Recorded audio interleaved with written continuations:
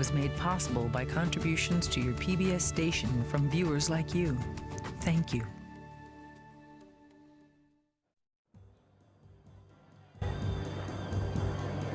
It's a warm evening in LA. Swarms of photographers, film crews, groupies, all have descended on the MTV Movie Awards, desperate to see a celebrity. Any would do.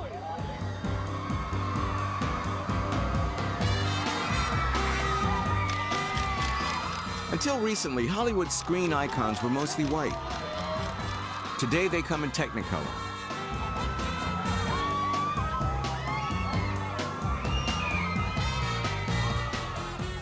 Last year, for the first time, 3 African Americans even received the top Oscar awards, forcing many of us to wonder if racism in Hollywood is a relic of the past. Halle Berry's widely quoted acceptance speech declared that Hollywood, one of the most contentious battlefields in the civil rights movement, had at long last opened its doors to people of color.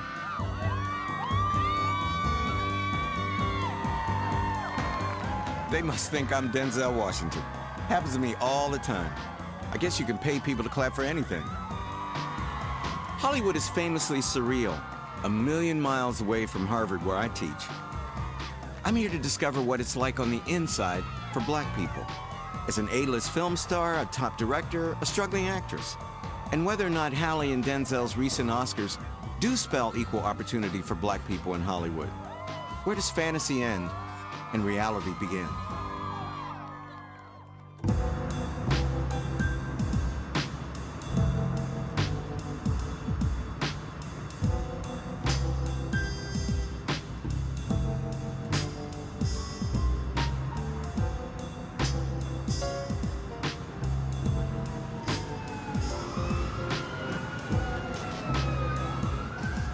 I have to admit that Los Angeles has grown on me.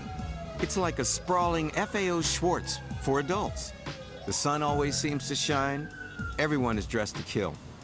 The people here wear the faces of America's future. Black, beige, white, multicultural eye candy. It's so easy to fool yourself into thinking that you've left the East Coast's hierarchies of race and class behind, that it's different here. In LA, people tell you over and over and over, the only color that matters is green. It's the money, not race, that powers the machine. Is Hollywood like the Army, colorblind in its pursuit of excellence, and in this case, of profit?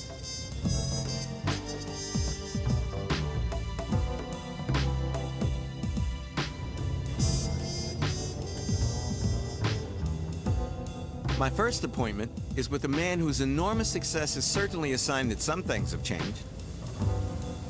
I'm meeting Chris Tucker, the star of Rush Hour. When his film grossed $241 million, the comedian Chris Rock called Tucker the biggest star in the world. He's invited me to his home in an exclusive gated community in the San Fernando Valley. We're visiting Chris Tucker. We're from the BBC.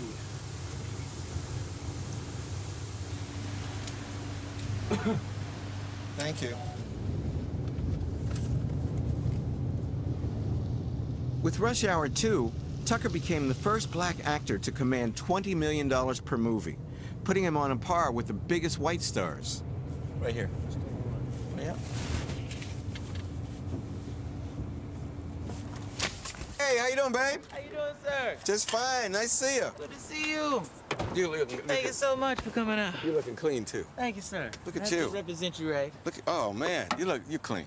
It's still new, right? Yeah. Tucker moved smoothly from the regional black comedy circuit to Hollywood's A-list. He has what executives call crossover appeal.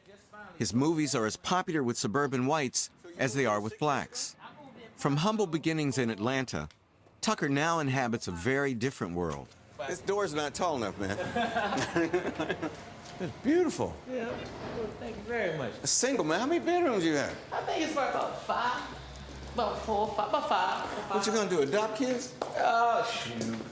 This is like a little sort of bachelor crib, but hopefully I'll move on to something, 'cause I ain't, gotta get a bigger yard and so, for some kids. Great view. Thank you.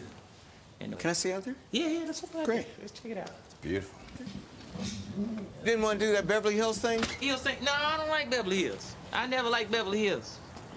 And I always like the Valley because it's just out the way and get away from, you know, Hollywood when you're ready to just leave. Yeah. But if you stay in the mix, you stay down there, you just stay in. It seems like you never out of there. So Yeah. this community reminds me more like of Atlanta, more like home, because it was like, you know, It does, actually. that neighborhood. Like Buckhead or somewhere. Mm-hmm. So we're going to sit in here? Oh, it's all right. Thank you, buddy. Do you think that we're on the verge of a renaissance for black people in Hollywood, that it's a time of great growth? You keep hearing Hollywood's racist, Hollywood's racist. Would you say, no, if you got the stuff, if you got the heart, it's wide open? No, I would say Hollywood is tight. It's a tight niche, and it's like you slipping through the door. It's like to get a movie and to get a hit movie is like trying to get into heaven. It's real hard. That's why it's only a few black comedians that you can name, a few black actresses you can name, but it's a few white actors you can name. You can name a couple of top that's really making a whole bunch of money, that's really doing good. I mean, have you experienced racism here? I mean, do you think it's a fair description of Hollywood? I think, you know, I experienced everything, but I don't pay attention to it. Because whatever you do, it's going to always be somebody who don't like you, or somebody say, well, you ain't good enough, or we want to do this, or we want to, you know, we want to use you for this. So my whole thing is, like, try not to get caught into it and not to, because if you spend too much time in it, then that means they got you. So my thing is to just maneuver right around and step right over whatever it is and keep going, because you're going to experience a little bit of everything, whatever you do, not only in Hollywood, so. But Chris, the standard rap on Hollywood is that people like Michael Jordan, you know, people like you, that they're not black, they're famous. What do you think? That's true. That's true. Once you get famous, you get onto, you know, people, they don't look at you by, you know, color. They just love you who you are, love what you do, and you're not a color anymore. It's funny, because I can, you know, I just walk in a place now, and I don't care. It could be the whitest restaurant in the world. They be like, Mr. Tucker, come sit here. Get up, white man, get up. Sit down here. You know, they love me. They don't say nothing. But do you feel a special responsibility to your black audience? Hell no. You think I care about them? Man, I'm trying to make a living. Shoot, I don't even like black people. I don't even think I'm black. Yeah, I used to be black. Shoot. Super Bowl party. Chris is as level-headed as he is talented and ambitious. You certainly need to be grounded to survive in this town. He makes no secret of the fact that it's his faith that keeps him anchored, and he invited me to go to church with him one Sunday morning. Success is so tenuous in LA, I shouldn't have been surprised that even the stars come out to pray.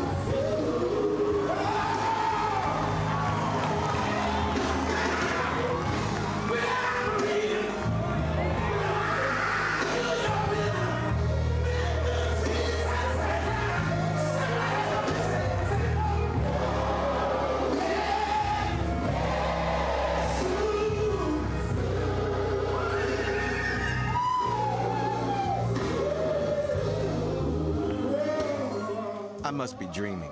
Stevie Wonder and Ollie Woodson of the Temptations performing a duo in a black church in South Central? And they're just the warm-up act. So if you're looking back, all you're gonna see is the blood that separates you from what you weren't yesterday. Push somebody else and go on. That contract will be signed. Go on. That door will be opened. That's why everybody going forward has got to learn how to pray and talk to the Lord about your every step in all thy ways. Acknowledge him. He will direct your path. is just a stepping stone. It just comes to take me higher. And I heard the Lord say, I can make it by His power, and no weapon formed shall prosper. You can't look back. You can't go back.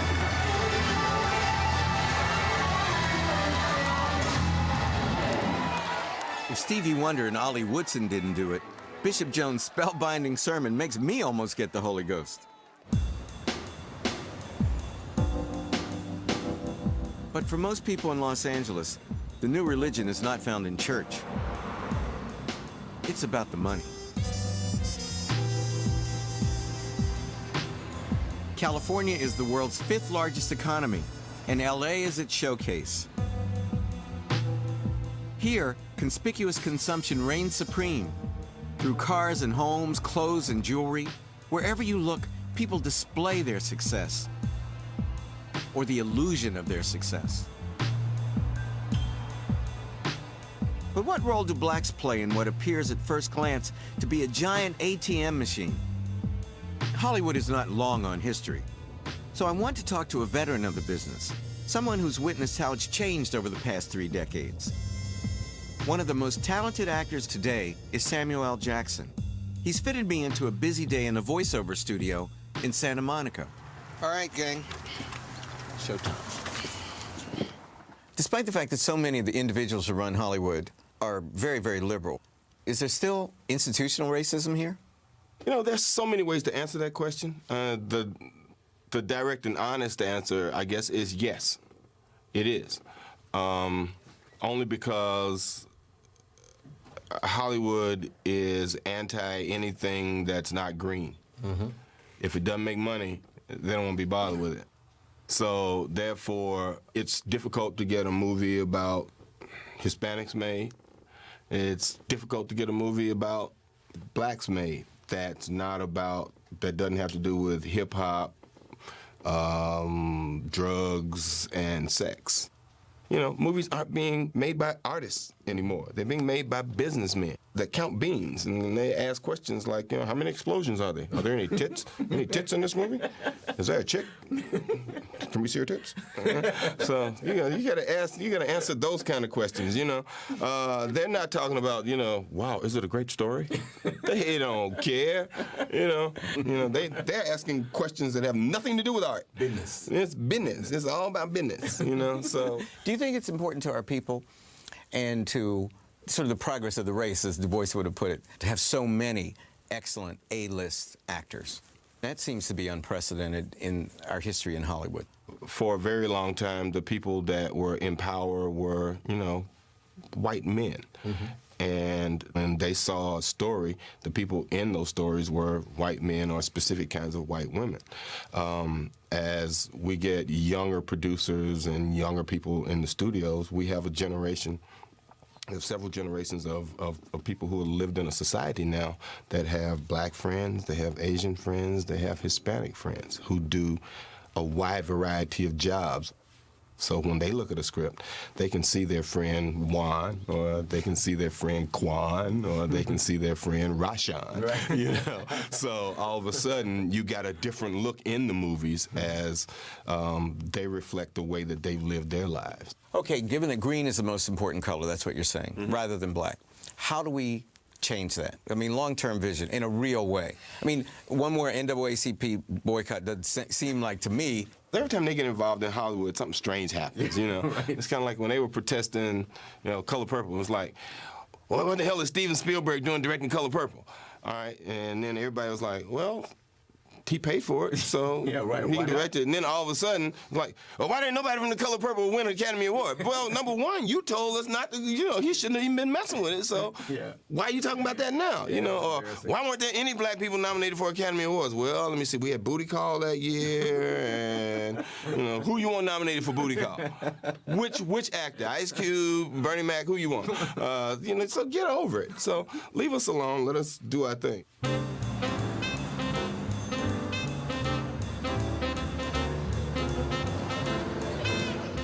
To be successful, a big budget film has to gross as much money as the GNP of a small African country.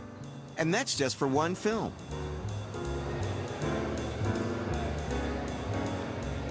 Just want to take it down a little bit more. Every decision a producer or director makes, from who stars to the number of car crashes, affects the difference between profit and loss.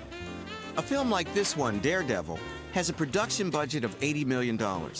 So, according to Hollywood accounting, it needs to gross $225 million just to turn a profit. How do producers make these decisions? What role does race play in the process? Why can't even one African American greenlight a film? I decided to ask a man who can. I'm in Malibu to meet the man who greenlit Daredevil, the head of New Regency Productions, Arnon Milchan. I'm Jennifer. Hi, I'm Skip Gates. Hi, Skip. As one of the film industry's most powerful producers, Milchan has a comfortable seat at Hollywood's high table. Oh, nice house. There is a filming going on next door. Okay. Even in this exclusive neighborhood, you can't escape the film industry. What are y'all doing? We are shooting an Eve, Alicia Keys video. Ah. What are you guys doing? BBC PBS documentary. Oh, you are? What's your documentary It's about? called The Future of Black America. Oh, really? And I'm Black America, so glad to meet you. Well, nice to meet you, too. Is this your house? No. No. It's Arnon Milchan. Oh. But he produced Once Upon a Time in America, Brazil, LA Confidential. Yeah, he's Mr. JFK, Regency. Pretty Woman. Yeah. The Negotiator. God, your budget's... Yeah, they're making a film. I know. Not about me, I hope. Hi. Very nice to meet you. It's a pleasure. I'm Skip Pleasure. Gates. Arnon Milchan. I apologize I kept you waiting. No, no problem. I was just enjoying. Am I overdressed for you? No, not at all, man. You look great. So, first of all, what percentage of films open? I mean, are profitable in that sense of open? I would say maybe 3 out of 10 are profitable. 3 out of 10, okay. 3 out of 10. Maybe 3 or 4 break even, and 3 or 4 lose money. Okay. That's what you need to stay alive and build. Right. And if you have less, you're dead. You know, so you walk, you know, so it's hard. Now, of the A-list actors, what percent are A-list, what percent are superstars? We have to define what is an A-list is anybody who gets over $10 million, I guess, right? Okay, right, right. And superstar is 20 million? Superstar gets 20 million, okay. And out of the 20 million, who are really superstars, I would say probably all combined, there are maybe 10 people. 10 people. 10 people, 12 people that I would say yes to anything they want. Right now, the black superstars are who? Denzel Washington, Will Smith, Sam Jackson, Halle Berry. Halle Berry. Absolutely. Chris Tucker? Chris Tucker, absolutely. Chris Tucker, Martin Lawrence, Eddie Murphy. Well, why do so many black people say that there's institutional racism in Hollywood? I found a lot of European or French actors say that Hollywood is racist because practically no Frenchman can get a part because of their accent. And I found, with the exception of Arnold Schwarzenegger, nobody with a German accent who has ever, you know, it's an endless thing. I think that when people are upset that they're not doing well, they find a million reasons. Do I think that socially there is no discrimination? No, I think there is. Of course there is racist thing. I mean, I'm Jewish. I know there is problems. I'm asking myself now in front of the camera, why is it that in my company, the only couple of people were African Americans? How come nobody actually sent me for an interview, a potential CFO, or a potential, you know, acquisition guy or a business guy? I'm asking myself. I don't know.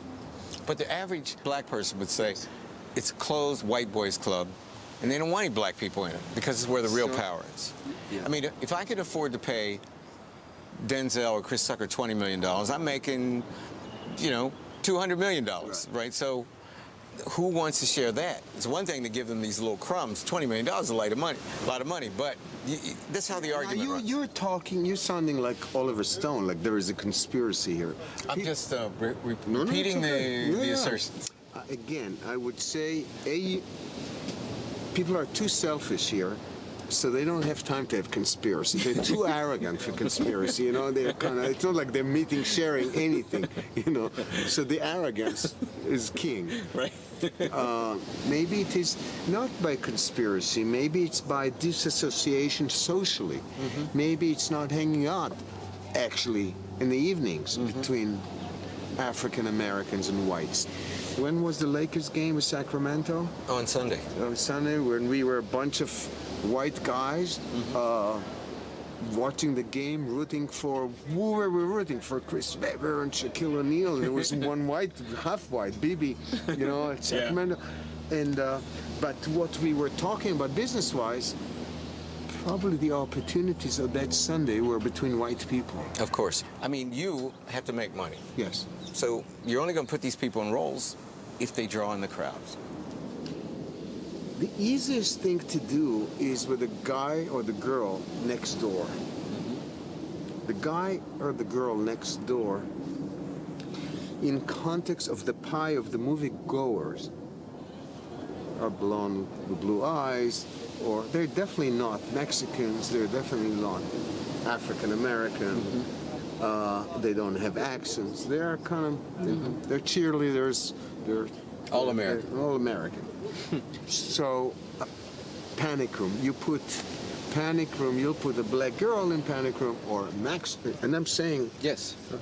It will be a smaller movie. Smaller movie. How much smaller? How much smaller? How much was Panic Room? Panic Room did, let's say, $100 million. Okay. If it was with, you say Halle Berry? Okay, with Halle Berry, how much? Half. With Halle Berry, half. Yeah. So that's the economics. That's the bottom line. Of that configuration of that movie, not of every movie. All right, let me ask you this: Love Story with Halle Berry, Denzel Washington as the leads. How much would you make? Great script, everything's perfect. Beautiful question, actually. You're right. I will make X and I will make twice as much with the white couple. No kidding. 50 and 100 again. Yeah. Yeah, I think so. I think so because there would be this righteous, whatever, hillbillies, God knows, whatever you call them, people don't like to see a black woman and a black man even going to bed. Right. But Russell Crowe and Halle Berry, 100 million. Yeah, 200 million. 200 million. You know, no different than Whitney Houston and Kevin Costner. Right. That's kind of... Yeah, because it's got that edge. Yeah, frisson. Yes. The problem is educating the consumer. So they want to buy black and red and yellow. Sure, we have it. You know? So we have to... Thank you, Arlen. Thank you, buddy. It's great. Thanks. Arnon's openness was refreshing. I want to think about what he said, but it's kind of hard to do that with Alicia Keys standing just on the other side of that fence.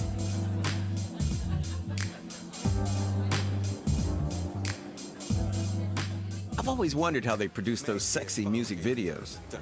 Make it funky. Ain't no shrimp in What do all these people do? I bet this commercial costs more than our entire series. Hey, who made this? I bet the food costs more than our entire series. Is it good? Oh, you want some? Yeah, man. I want to make sure no poison in there. Don't turn nothing down but your collar, baby. Thank you, bud.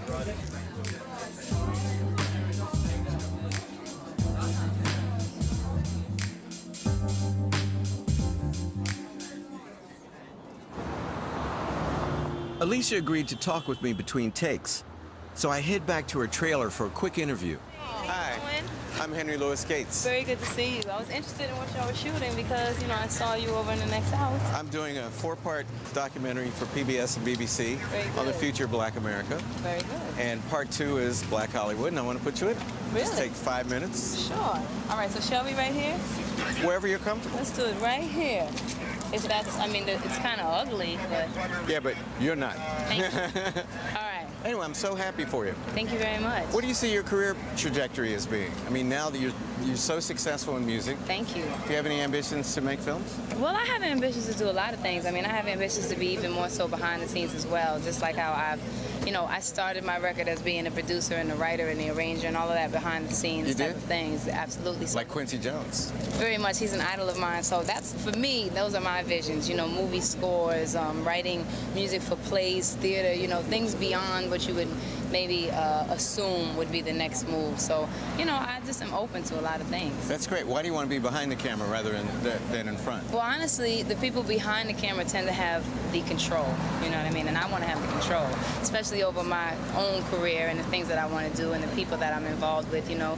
If you could star in one leading role, just one, or produce one film, what would it be? I think I'd be very interested in looking into Angela Davis' life story or Lena Horne. Okay. Absolutely. Good luck. Somehow I have a feeling you're going to be doing it. Thank you very much. Thank you very much. Very good to see you. God bless you. Take care. You too. Okay. Thank you.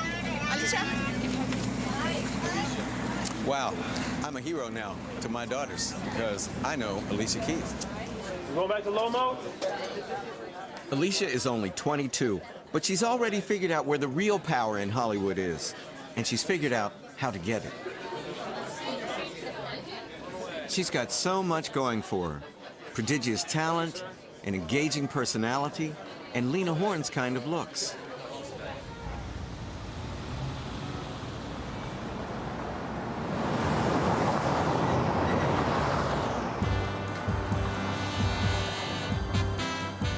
Up here? Without what Hollywood thinks of as a universal sort of light-skinned beauty, light and bright and damn near white, it can be a rocky road in the film industry for black women. How does Hollywood decide who's got this look and who hasn't? I'm meeting a group of struggling young actors to discuss one of Hollywood's darkest secrets, the color line within the race. Where's Matt? I'm Matt. I'm Skip Gates. Pleasure to meet you. Nice to meet you. Pleasure. Thanks for letting me come over the day the Lakers are playing. Thank you. I know. Oh my I God. know. All the guys were like, Matt, it's the game. It's the game, I know. Matt, you mind if I take my coat off? Please. Okay, Would thank you you. like something to drink? I just Chicken? want some water. Okay. Matt, tell me, where did you come from? I'm a preacher's daughter from New Jersey. My parents, I think their worst nightmare was for me to do what I'm doing now, and that's to act. And I tell my dad, like, I feel like I've been called to act or called to be a performer because... That's good psychology work on a preacher. You know? The Lord wants me to do that. Yeah, I've been called. And he Honestly, said, I feel... well, don't answer the phone. Don't answer that call. They're like, do something else. Why are you doing that? There's so many other things that are much easier to do than this, you know. And I've been told, oh, you're too dark. You're too. You've been told you're too dark? Oh yes, you're not a Barbie doll. You don't have long hair. You're not. Wait a minute. What's dark? What's too dark? What is light enough? Hollywood's idea of black beauty, from my experience, is more of this shade. Really? But you're darker. Yeah. But you're beautiful.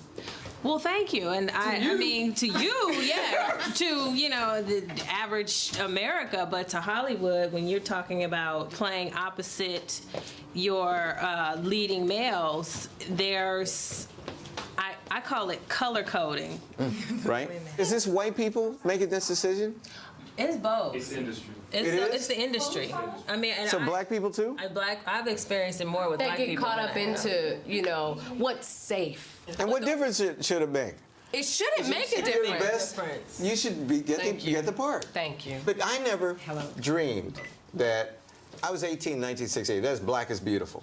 That in the year 2002, if I were still alive, that we would be sitting around in somebody's living room in a place like Hollywood talking about the whole industry being color struck. But who says black is beautiful? Black people say that, right? Yeah, some black but people. who's running Hollywood? Okay, who runs Hollywood? Not black people. White people run. Yeah, but I was asking, do you think the black people are as color conscious in Hollywood as white people? Yes. All I can, because they have to follow the rules because they're not the ones with the ultimate decision. They're not They have innovators to of present Hollywood. you to the people who do have the money, and they know that they're not going to accept it. Let me follow up on this and ask everybody. I'm being devil's advocate. How do you know when it's a matter of race and when it's a matter of your own lack of talent? Right.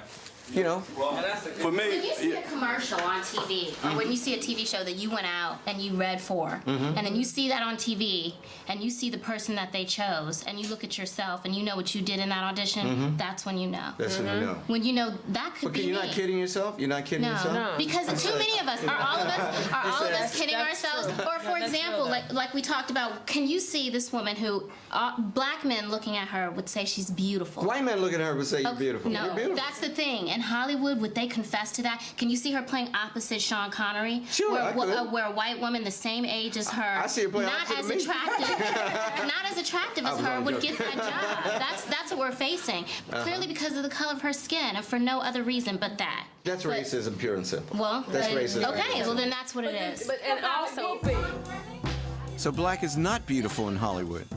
I can't believe that in the 21st century, such small variations in skin tone can make or break a black woman's career. Despite all the racial progress we've made, it's as if you can't be beautiful unless you're cafe au lait. This light-complected ideal goes all the way back to the 20s and 30s, starting with Freddie Washington, Lena Horne, and Dorothy Dandridge, and extending all the way up to Halle Berry and even Alicia Keys. In spite of their great talent, their beige color certainly helped their careers. If you're black, get back. If you're brown, stick around. If you're light, you're all right. I guess that old saying remains true out here. I want to find out if the superstar roles and salaries still remain elusive for black women, even when they've made it. I'm meeting Nia Long, star of the hit movies Boys in the Hood and Love Jones. Why in the world would you decide to be a part of this crazy world called Hollywood? I don't know, and I'm asking myself that now that I've already been bitten. Ultimately, I love what happens between action and cut. The rest of the stuff, they could take it, put it on a ship, and ship it so far out of here that I never see it again. And that's the political side of it, the side of it that is very unfair and can really tear you apart if you allow it to. The A-list, the mythical A-list, seems to have more black men on it today than black women. First of all, it's hard for women, period, whether you're black, white, purple, or yellow, and I'm a true believer in that, because men can be gray and balding and they're just sexier. Women, the minute you go into menopause, it's like, oh, well, you can only play grandma now, and it's like your career it's a shorter time span that you have to really get in there and hit it good. That's true. With the same career that you've had you been white, how much more would you be making? Help me to understand that. How much more? I'd probably be making at least $4 million more. Per film. Oh yeah. That's amazing. And I don't get paid $1 million, so let's be real about that. Okay. Do you think that you have to be light complected to be a superstar black woman? I think you're less threatening. I think you're more identifiable. What do you mean by identifiable? Do people can identify with you? I think Across white the color people, line. yes, I think white people can say in their minds, oh, one of her parents is white, and so you're one of us too. I don't know. I can't, romanticize about how people justify accepting another person. What I do know is that you're just a tad bit less threatening. Do you think that you have suffered more, been discriminated against more, because of race or because of sex? Race. Really? Yeah, because the opportunities are fewer and far between. We aren't immediately considered for those roles. When Matt Damon has a love interest, they don't go, oh, let's bring Nia Long in. We really like her work. And I understand that it might make more sense to put Cameron Diaz in a part for Charlie's Angels, and it might make more sense to couple. I totally think with the mind of a producer, so I understand certain things. All I ask as an artist is that we be given the chance, and not as, you know, a favor or a mercy meeting or. Who can disagree with Nia that actors should be judged only on talent? And factors such as race or color should be irrelevant. I'm heading to Venice Beach to meet one of the most gifted and thoughtful actors of his generation, Don Cheadle. Does he think race is still more important than talent? Do you think that black actors, directors, sometimes use race as a cover or excuse for individual shortcomings, or is, by and large, are they right? I mean, the place is racist. I think both. I mean, it is an easy crutch to rest on, obviously, because it's there. Yeah. And yeah, it doesn't always. Not like we made that up. No, yeah, exactly. This is a real, actual thing. But like I said, it's not. You can't always just pinpoint it to. You know, you can't always lay it at the feet of racism why something doesn't get made, or why something's bad, or something doesn't get supported. A lot of our stuff is junk. I think most movies are bad. No doubt about that. Most movies are not very good. Most pieces of art are not very good. Most CEOs of companies are not very good.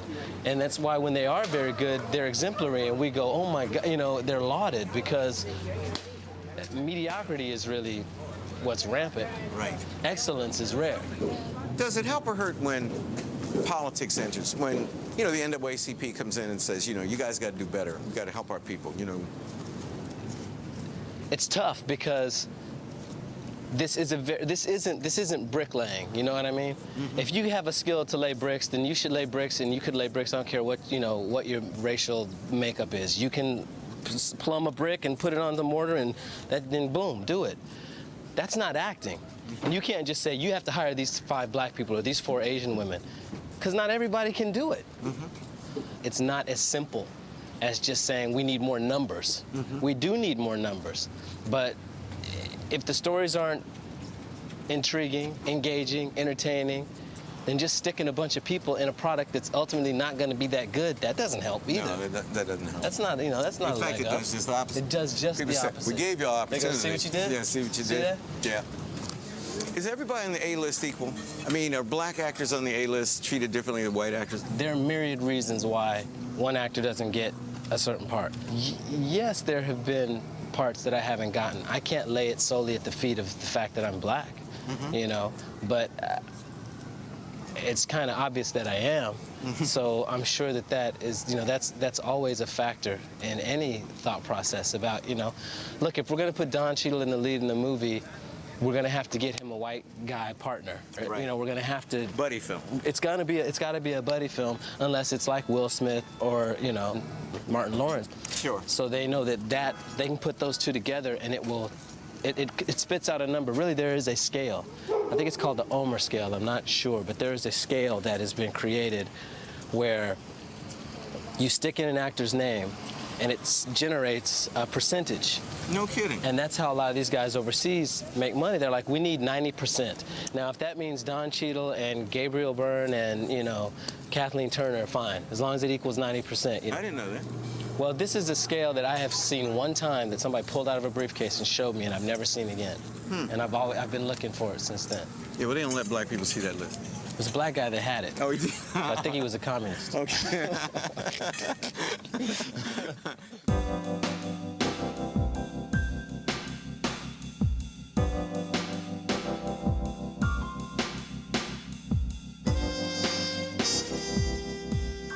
Behind LA's energy and sunny optimism is a hard-bitten, take-no-prisoners ruthlessness.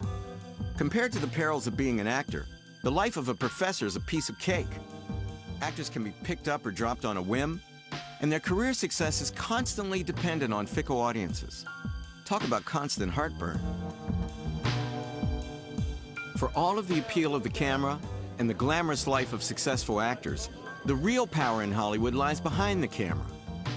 If we can't yet greenlight films, When will we be able to? How much influence do black people have behind the scenes? Quincy Jones has blazed so many trails for African Americans in both the music and the film industries. He arrived in Hollywood as a well-respected musician, composer, and arranger. He was one of the first black people to compose scores for films. Since then, he's built a powerful empire embracing film, TV, and music. No black person has more power in Hollywood than Quincy Jones. He's building a new home in Bel Air, and although he's recovering from shoulder surgery, he's as animated and as sharp as ever. Despite all his success, Quincy recalls a time when black people in Hollywood were as rare as rain in Southern California. Okay, what was Hollywood like in the 60s when you started making films? Number one, you have to realize that they were not making a lot of black films in the 60s. So it's usually precedent. It says about precedent. If you don't see too many black composers, people assume there are no black composers, you know? At that time, the spawning ground for all the composers was Universal Pictures. They didn't even have blacks in the kitchen then. I'm serious. Now, at each level, I feel gratified that that hole has been unprecedentedly filled. Let's talk about directors now. Years ago, you couldn't bring up one name, you know? I mean, this is before Spike Lee. But there's always an inherent stereotypical kind of perspective of a minority in the beginning, because, I mean, unfortunately, our country was built on that premise. If we came back with a time machine 50 years from now, and we're sitting here in your living room, I'm going to be here, too. Oh, good. I hope I'm here, too. Will you give me a shot of it? Whatever you get, can I have a shot of it so I'm here with you? Oh, God. How will Hollywood have changed? I mean, will black people have a bigger... Will we be greenlighting? Will we be studio executives? Will this evolution... Yeah, I think all that's going to happen. I think that's going to happen. Just like you saw the cover of Newsweek with Chenault and O'Neill and my brother Dick Parsons on the cover. You know, that's never happened before, man. Dick Parsons, give me a break, you know?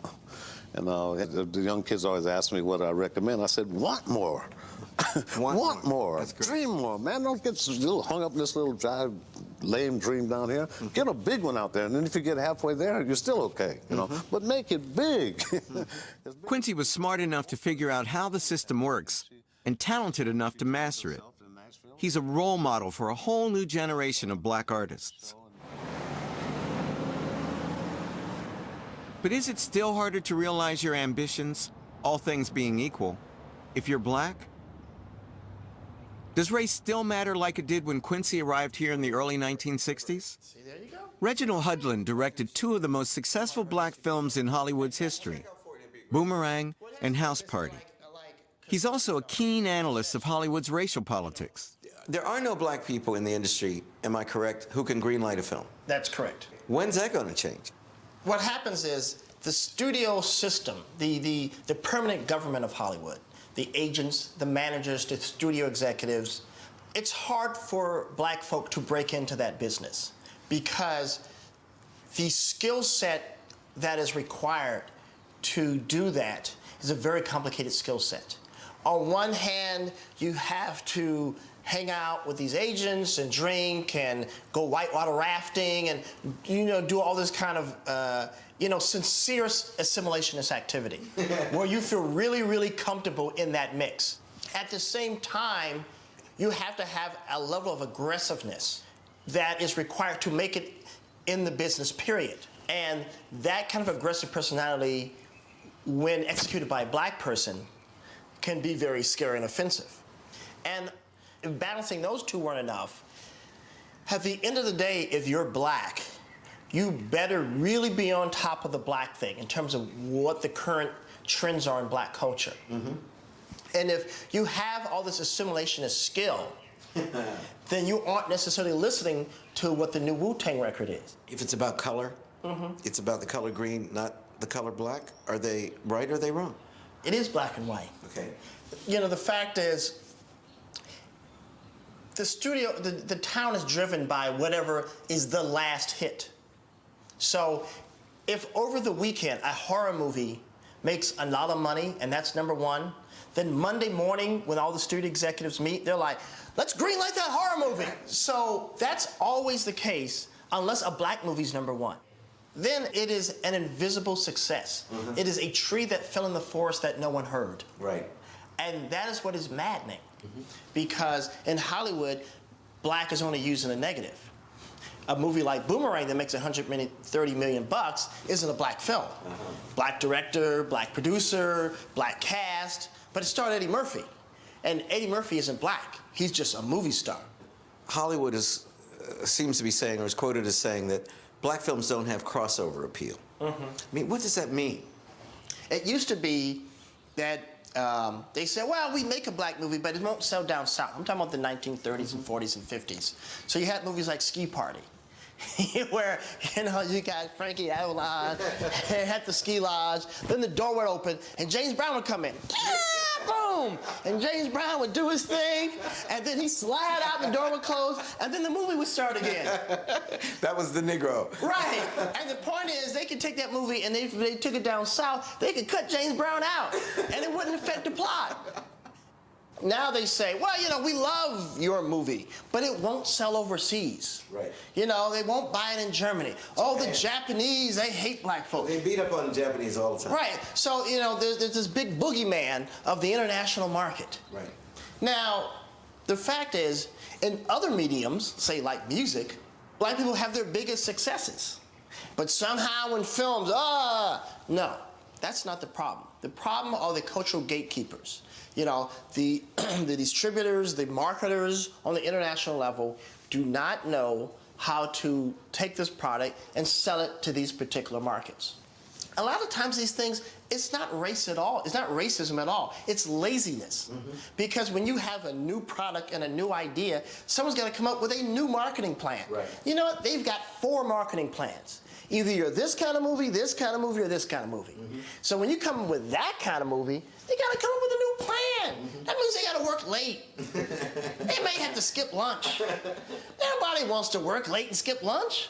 Just give me one of these, one of these, and one of these. So that's the problem, you know? And so I'm not saying everything's like some evil racial plot and people rubbing their hands together. Sure. It's just people who are just lazy. Yeah, right. Just do your job.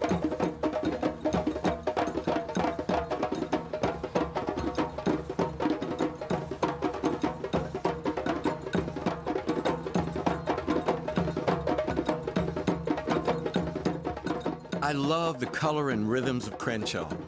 For me, this is the soul of LA. It's a haven for black musicians, writers, artists, and filmmakers who want to stay in touch with their roots. I'm the kid! I still got the touch. Crenshaw is one of the locations that the director John Singleton depicted in Boys in the Hood, one of the most profitable black films ever. Despite his phenomenal success, he still lives and works in the neighborhood.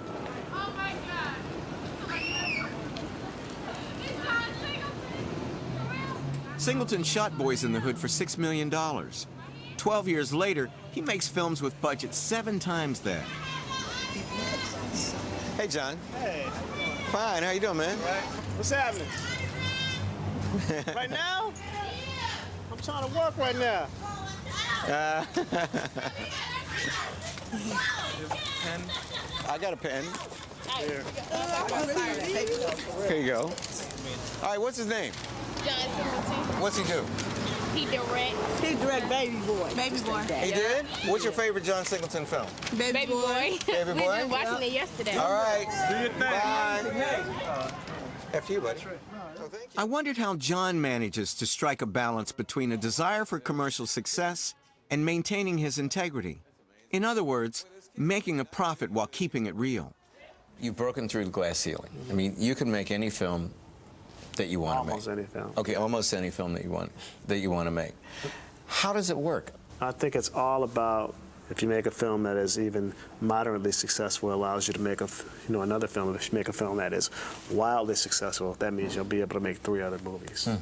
So where are you in that food chain? I'm cool now. I'm gonna, I've been doing this 12 years, and I'm going into my 7th film. I started directing when I was 22 years old, and I'm 34. So it's like I'm a veteran at a young age still, and I haven't had to kiss nobody's pale ass to do it. And if you realize what's special about you, culturally that you can channel in to your films in a commercial way that makes everybody want to see it. Even if you're dealing with white characters. Even if they're white characters, even different, then you know, that's the thing. This business is not about just expressing yourself and your culture and everything, and then, hey, you know, we'd throw, you know, $30 million to a win. You have to sneak that into your movie. That's true. You do. You know what I'm saying?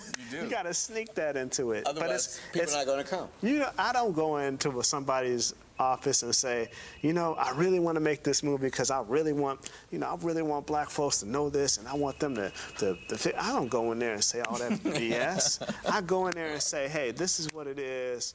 People are going to go see it because of this, and this is what they're feeling. You know, this is what's going on the street. This is, you know, believe me, it's going to sell like, you know, 700,000 copies on DVD and video and everything. It's not about all that other stuff. It is about all that other stuff, but you can't come in like that.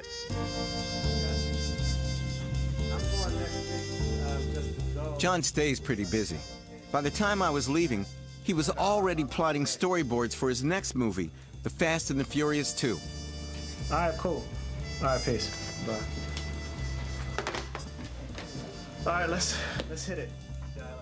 I wonder if John or Reggie Hudlin will continue to move up Hollywood's food chain and eventually be able to greenlight films. Before I leave Hollywood, there's someone else I want to meet. He's neither a megastar nor a power broker. He's one of the many talented young filmmakers working for their big break.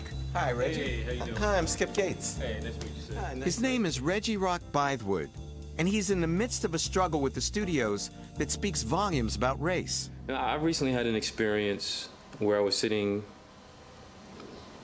in the room with the head of a studio on a project that I, assembled an amazing cast for, amazing African-American actors that a lot of people know. Forgive me for not naming them at the moment because we haven't, finished the negotiations, but it was a situation where it was a very, very high budget. High budget for what you would call a black film, not a high budget for what you would call an action film. But it got to be like 25 million. Okay. Then it got to be 30 million because they sort of wanted it bigger. And I'm sort of sitting there and I'm telling my wife, man, they're really digging this script. They want to put more money in it. Yeah, that's great. So then it gets to be like around the 30, 35, and I'm saying, okay, cool. I'll make a big ass action film. An executive sort of went through it and sort of said, yeah, but here's a black face, here's a black face, here's a black face, here's a black face. And the frustration on his part with there were not more white faces in the film. And you need some. Does he want you to rewrite it to put more white faces in? Yeah. And it was basically, Reggie, don't take this personal, but to make this film, we have to make the leads white. My career could really use that sort of boost to sort of do a big action film like that. Right. It would be only the second film that I directed. And one of the few times a black director directed two white leads. Right. I mean, you would have made history. Wouldn't that have been a great civil rights victory for us? It just felt wrong, to be honest with you. It felt like I would be saying, I agree with you. Right. This is the way it has to work. And I don't think that's the way it has to work. Well, what did you say, man? You're sitting there and they go, no. Rachel, we got good news and bad news. The good news is that we're going to give you $30 million. The bad news is that your black film is now a white film. Well, that wasn't the film I was going to make, so it wasn't happening. But what we did instead was, instead of saying, let's make them white, we said, okay, let's make it for half the money. We started telling people we can make this movie for 15. Gotcha. Then people were interested, and then we were like, oh, how are we going to make it for 15? So then we started figuring it out. Well, what do you think they'll do? Do you think they'll say yeah? I don't know. Well, good luck. Keep my fingers crossed. Thank you.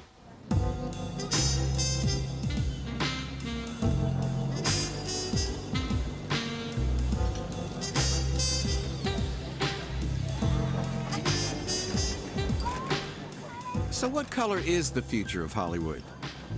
When will a film be just a film, not pigeonholed as black or Hispanic or even white? When will scripts be peopled with the best actors, their color or complexion incidental or irrelevant? The growing number of smart, sophisticated black actors and directors is bringing this day much closer. Scene by scene, film by film, they are changing the industry from the inside, using the only language Hollywood seems to understand, the language of the box office. But even they would admit that we still have a very long way to go.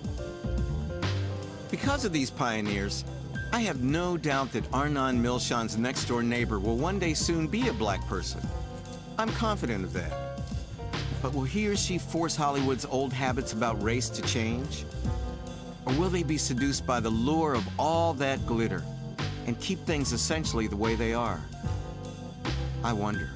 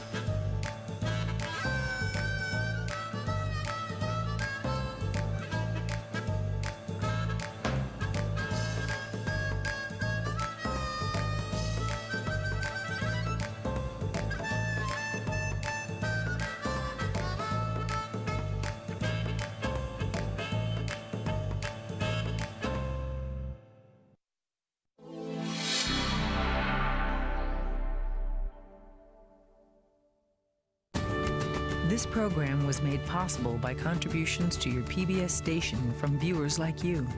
Thank you.